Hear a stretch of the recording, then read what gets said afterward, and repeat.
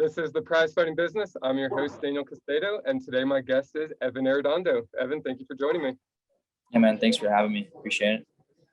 Absolutely. And you are preparing for a fight here coming up on June 25th for AKA Fights, which is going to stream on UFC Fight Pass. And this is just your second pro fight, so quite the opportunity to get some exposure, get some hype behind your name. You were 4-0 as an amateur, 1-0 now as a pro. And your one win coming by first round rear naked choke finish. So how do you feel here about 3-4 weeks out from your fight? Yeah, I feel pretty good. Feel really confident. I've been training like the entire year nonstop. So, this like short notice fight isn't really a big deal for me. I was ready. So yeah. Yeah, I mean, you take a professional approach to it, right? I mean, you train year round, working with Team Elevation. Who are your primary training partners down there and your coaches? Yeah, so my primary training partners are Taiwan Claxton, Justin Wetzel, and Cory Sanhagen. I've been training with those guys a lot lately. And my primary coach is Valor Caballero and Peter Straub. Yeah, those guys are like masterminds for MMA. I really love working with them, and I think they're a perfect balance. Yeah, that's an incredible team around you. I mean, you just mentioned a Bellator fighter, a UFC fighter that's fighting for arguably #1 contendership, and then a guy that's fighting in the co-main event of LFA this weekend. So awesome training partners, and then a wealth of knowledge in your corner there with your coaches as well. How did you first get started with Team Elevation? Yeah, so when I was living in North Carolina, I wanted to take fighting seriously. I hadn't fought in a few years. I decided I wanted to fight again, and then I started looking for fights and started picking back up. And I had a really hard time finding training partners and also just coaches willing to work with me, just because people have their own their own lives, right? People have families, they're running their businesses, their academies, and all that stuff. So I couldn't really get that many coaches to help me out. So I decided to pretty much leave. And what I did was I organized a trip where I would take 4 months and just train at different academies throughout the country. And Easton was one of them. And when I landed in Denver, I reached out to Cory. Cory was kind enough to invite me to a practice. And then after a month of training with Elevation, I knew man, this is the spot to be in. Really good training partners. We have a bunch of coaches, and they're always on the cutting edge with strategy and technique. So I knew that this was the spot for me. I love it. Fortune favors the bold, and not only were you bold enough to travel the country and find gyms that you want to train at, but reaching out to one of the top fighters in the world and asking for him to train with you. I mean, that's a cool move. That's obviously put you in a good position to compete here. Yeah, man, I got really lucky. Cory's a super awesome dude. He's really kind, and I'm just so grateful that he even responded to my message on Instagram and invited me over. So yeah, pretty fortunate. That's great. So what does a normal week of training look like for you out here? Yeah, man. So I train 2 to 3 times a day, 6 days a week. So, Mondays are the wrestling days, and then I'll probably do my own little back workouts later that evening. And then Tuesday is a hard day, man. I got 3 sessions on Tuesdays. Wednesdays is a lighter day where I just drill. Thursday is another hard day, another 3 sessions. And then Friday is the small glove sparring day, right? That's where I put all this stuff together, things that I wanted to work on. I try it out in that hour. And then pretty much take Friday off, and then Saturday I just do two grappling classes just to stay strong with my grappling. That's my primary game is the ground game, right? So yeah. Cool. And because you come from a grappling background, I think in North Carolina, I saw that you were at a Gracie school. So what would you say your favorite part of mixed martial arts training is? What do you look forward to the most? Yeah, man, I really look forward to just finding new positions to like work at, like unconventional positions too, positions that you don't really see a whole lot. Stuff from like the legs or even like the back too from turtle. There's some stuff that I've been playing with from the back that's a little weird, where we can enter in on the legs as well from the back. So, and vice versa, going from the legs into the back.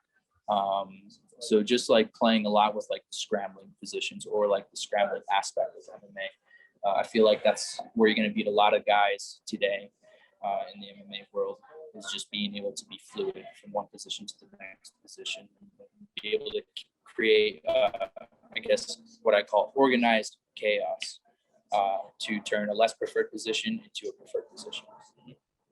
Neat. And so once again, I mean, you're 1-0 as a pro, great start to your career, 4-0 as an amateur. So going into this fight here on June 25th, what do you know about your opponent? I mean, is it something where you've looked at film for him, or are you just preparing to be the best of you? How do you approach that? Yeah, so I know that my opponent was a pretty good amateur fighter. He's making his professional debut on the 25th. He hasn't fought in like 2 years. So, the last fight I saw, I wasn't impressed with anything that he had to offer. But, it doesn't mean that he's not, getting better in the gym in his time off, right? So right now I'm just expecting like the best version of himself, whatever that is. I'm just expecting a really tough fight, a super tough technical fight, and that's really the way I look at all my opponents. I look at my opponents as like world beaters, super tough guys. And, when I train, I'm thinking about like the best in the world. So right now, to me, I'm just going to think or treat it as if he was like a world-class fighter, and go from there. Yeah, man. I love the mindset. Are you working on anything in particular for this opponent or this training camp? Yeah, I am. So, just fighting at my range is one of those things. And then again, like I said, the scrambling positions, just it looks like he's got a bunch of finishes on the ground. So what I think I'm going to do is just, if it gets to the ground, just keep it super funky, and stay in control that way. And that's pretty much it. Like I said, he has 2 years off. There's really not much footage of him. So I'm just really preparing for whatever there is to come. Yeah. That's all I really can do, That's right. And so, not looking past this fight or anything, but what do you envision for the rest of this year? What do you see next after this fight? Yeah. So, I want to have like 3 fights in by the end of the year. And I want to be sitting at like 4-0. But I mean, like, life happens, it never really goes the way we expect. Sometimes it does, sometimes it doesn't. But I would like to have a quick turnaround. I would like to fight, if I can finish this fight pretty early and feel good. I'd like to fight again in July and fight at 35 this time. Oh, right, because this fight's going to be at 145. Meanwhile, normally you're at 35. Yeah. So, I fought most of my amateur career at 45, and I think I can make the jump down to 35. The last fight that I fought in, I felt really good with the weight cut. I didn't have any issues going 40. I don't think 5 extra pounds would have done anything to affect my performance or anything. So I think I'm gonna, for the next fight, definitely go 35. So take 45 for this one. Right afterwards, do a 35 fight. Hopefully in July, maybe August. We'll see how this fight goes. Yeah, of course we can't look past this guy. But yeah, and then after another fight in the summer, I'd like to take one late fall, early winter, and then just have the rest of the year to coast, just to chill out, enjoy the holidays, and then look to get back on the horse next year for 2022. I would like to do another 3 fights in year 2022.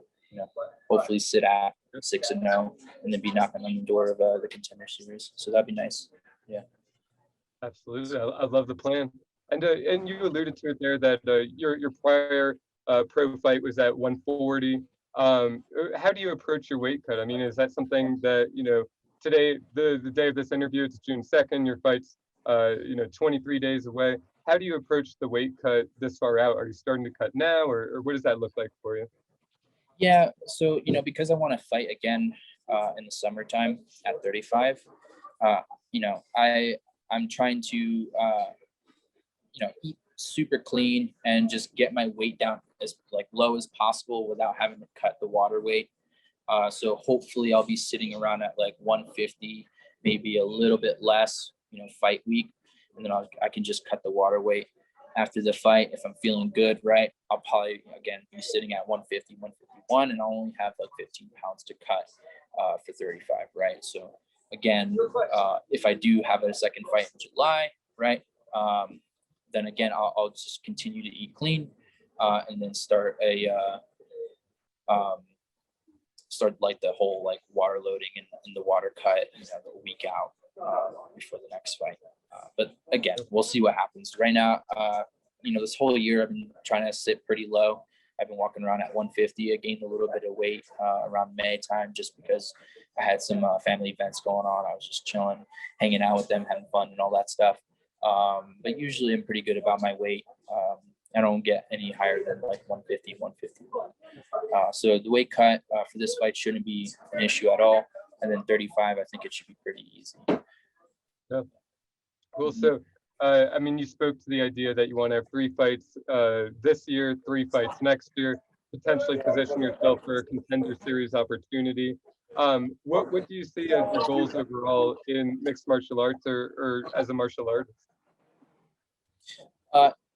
For mixed martial arts, of course, it's a fight in the UFC. And once we're in the UFC, is to become a UFC champion, of course. I think I can do it. So, why not give it a shot? Why not try? Now is definitely the time, especially since, I'm young and all that stuff. And then, martial arts overall, I would love to open up my own academy and make a living just teaching martial arts to all comers, to anybody who wants to learn how to defend themselves and better themselves as a human being. So yeah, that's those are like the big goals for fighting and for martial arts. I love it. So this fight coming up June 25th, it's going to be on UFC Fight Pass, so people can sign up, do the free trial, get the annual membership, whatever it takes to watch you fight. But how can people follow your career online and watch your growth and watch your journey? Yeah, so you can follow me on Ev_Dondo at Instagram. So that's one of the ways to follow. And then I'm gonna make a LinkedIn account for MMA. So that a little unconventional, but I feel like that's a good niche to hack into. So look out for Evan Arredondo on LinkedIn. And and that's about it. I'll keep my fights posted on Instagram on my stories, and I'll be putting out some more videos and all that stuff like that. Mm-hmm. I love the LinkedIn approach. Kevin Ross is on there too, so it gives you another professional angle to it. I love it. Yeah. Cool. Yep. Well, man, hey, thank you very much for coming on. Go watch him fight on June 25th, UFC Fight Pass. And follow him online. And Evan, thank you very much for your time. I appreciate it. Yeah, man. Thanks for having me on the show. I really appreciate it.